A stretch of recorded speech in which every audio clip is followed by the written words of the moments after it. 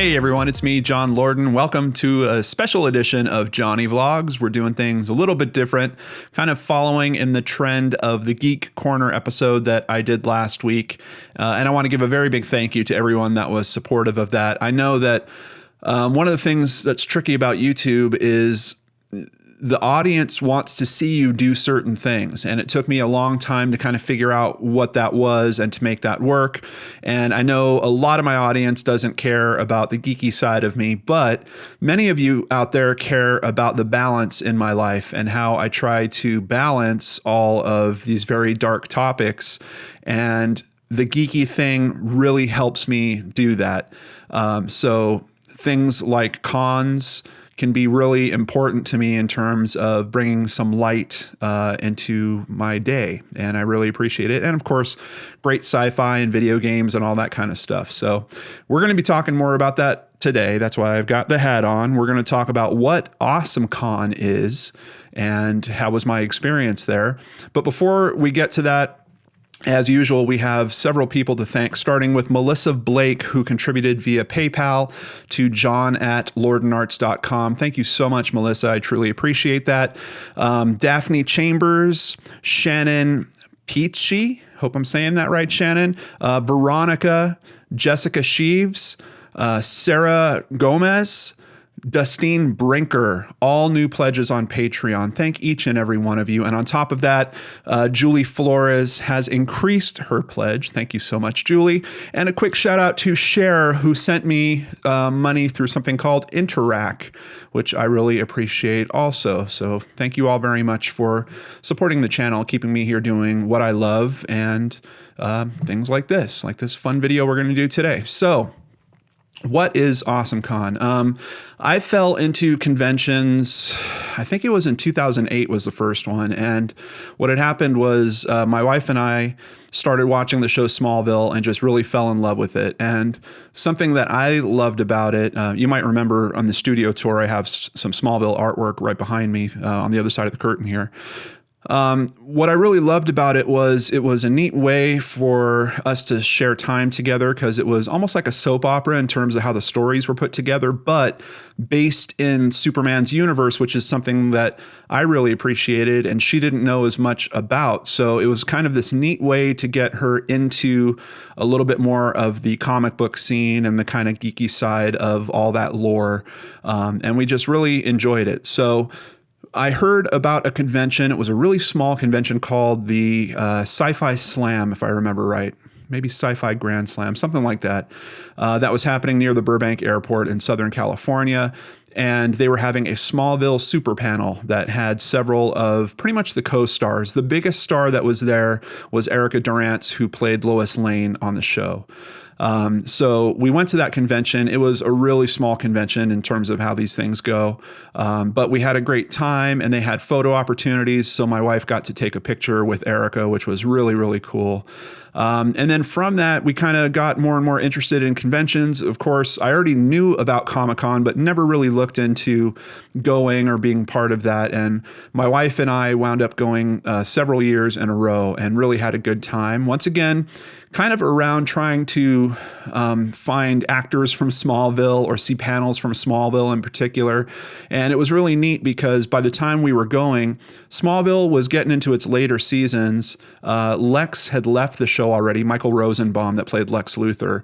But we did get to see a few, actually, I think one panel in particular that I remember where Tom Welling showed up, the guy that played Clark Kent. And he was kind of reserved in terms of doing these types of events. So it was a really big deal when he showed up. And at the panel that we were at where he was there, the actor that played his father, John Schneider, who many of you might remember from the Dukes of Hazzard, showed up also, which was a really neat surprise. And just, you know, for someone that grew up on that show, it was a really big deal for me. So had a bunch of fun at Comic-Con.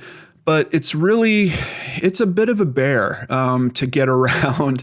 I think they're coming up on 140,000 people or attendees go to that every year now. It is an insane amount of people. And there is a big showroom floor where you can go around and, you know, try to meet your favorite comic book authors or artists and stuff like that. But literally just walking around the floor, especially on the busier days, is insane. It's like the worst traffic you could ever imagine. You're literally pressing up on people. If you've ever been at the front of a standing room only concert, you know that pressure that kind of comes from behind and just everyone starts kind of leaning up on each other towards the stage.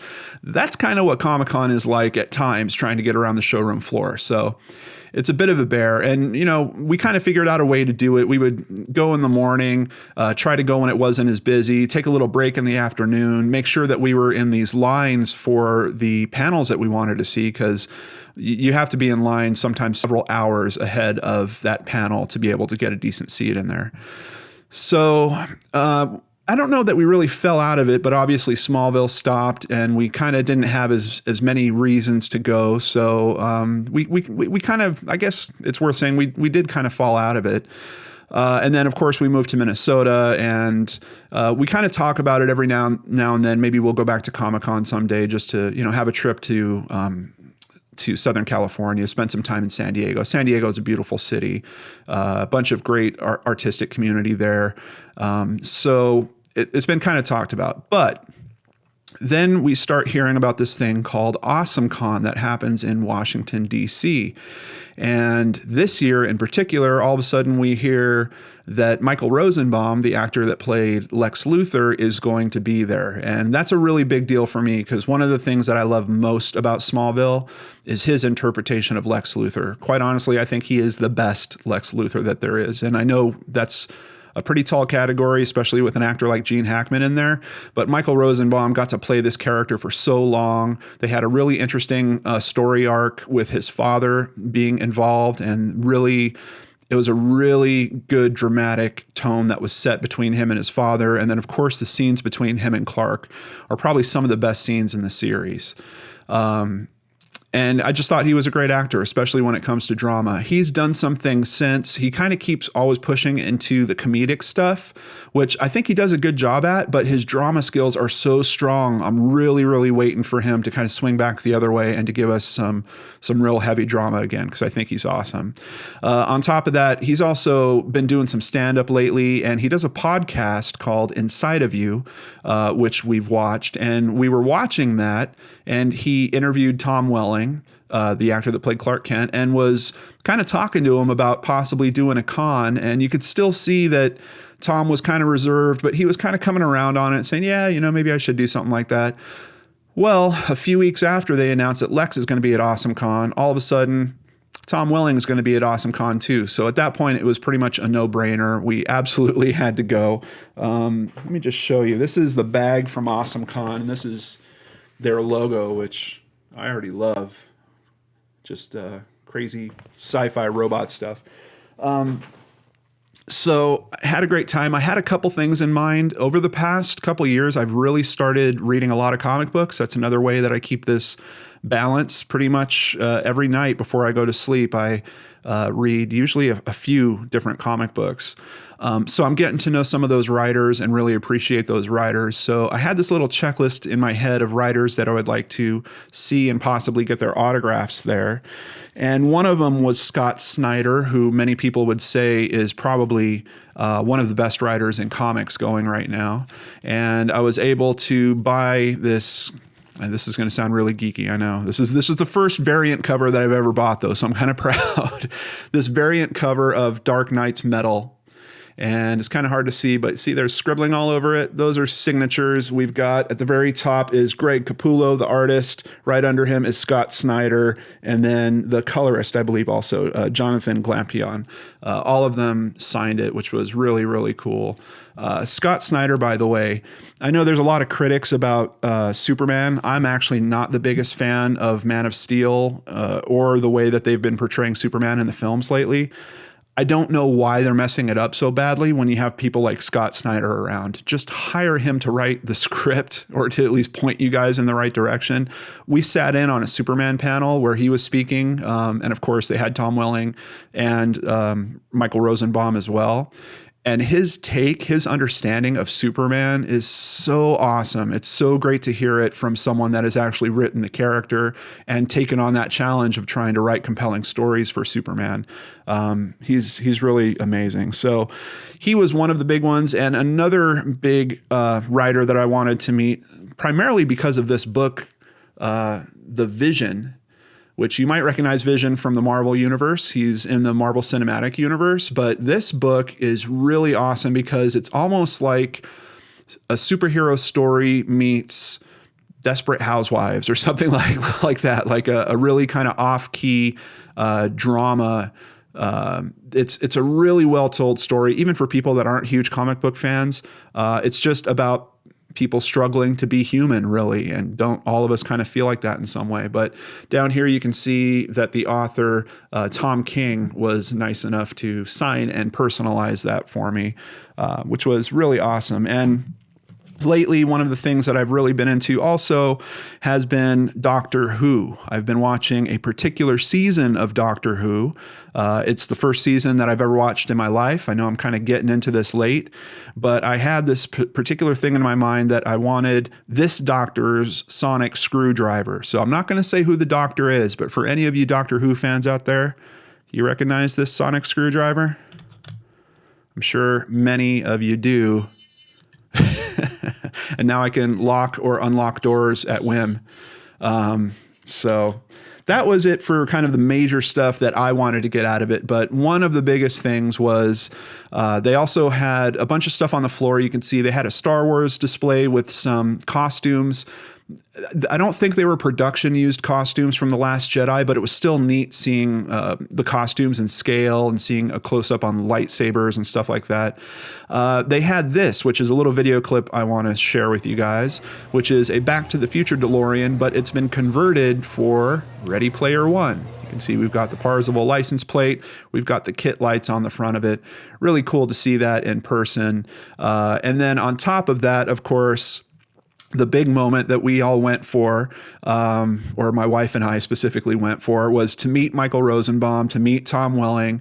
We got autographs from both of them, and then we also bought a photo where both of them are in the same photograph. And for those of you that were curious, I know many of you out there were wondering when I did my office tour about what my wife looks like. Here you're going to get to see it in the photograph with Tom Welling, my wife, myself, and Michael Rosenbaum, who played Lex Luthor. Awesome, huh?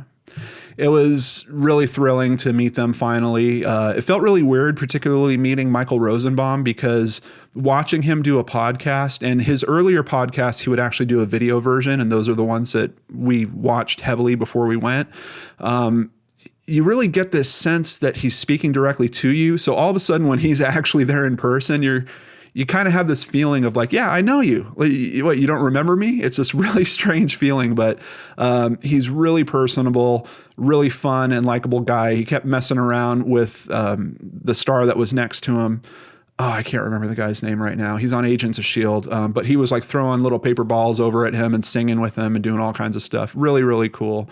And then, of course, meeting Tom was awesome. Once again, just very likable, nice guy. He was really happy to meet everyone there and to take pictures with them and do autographs and stuff like that. So, and of course, the panels were great. I mentioned the Superman panel before, but they also had a Smallville panel, a Q&A session specifically for Smallville. It was really awesome to hear them share some of the stories from the set and do all that kind of stuff. So really, the weekend couldn't have been more perfect for me. And then the con ended in the late afternoon on Sunday. And I felt this like really heavy disappointment, and we still had another night in DC.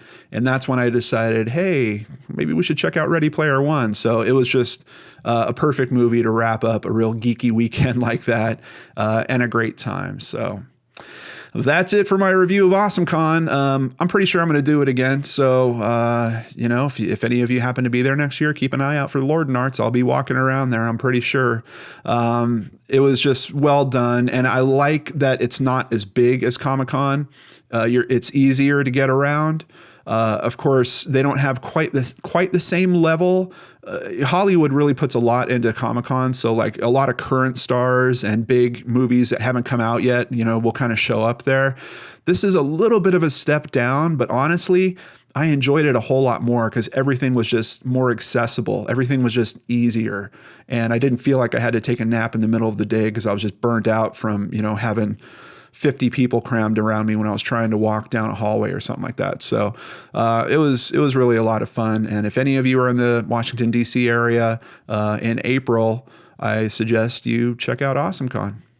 Take care, everyone. Thanks for spending some time with me here on Johnny Vlogs, talking about something a little different this week. Of course, tomorrow we're going to get right back to it with a case cracked. I know it's been a while. I'm really going to push to get a case cracked done for you guys tomorrow. I've got a story in particular that many of you wanted me to cover on Brain Scratch. I've kind of held off, but now there's a recent development that kind of gives it a conclusion. So what case am I talking about? You're going to have to come back tomorrow to find out. Hope to see you there. Take care, everyone. See you next time on the Lord and Arts channel.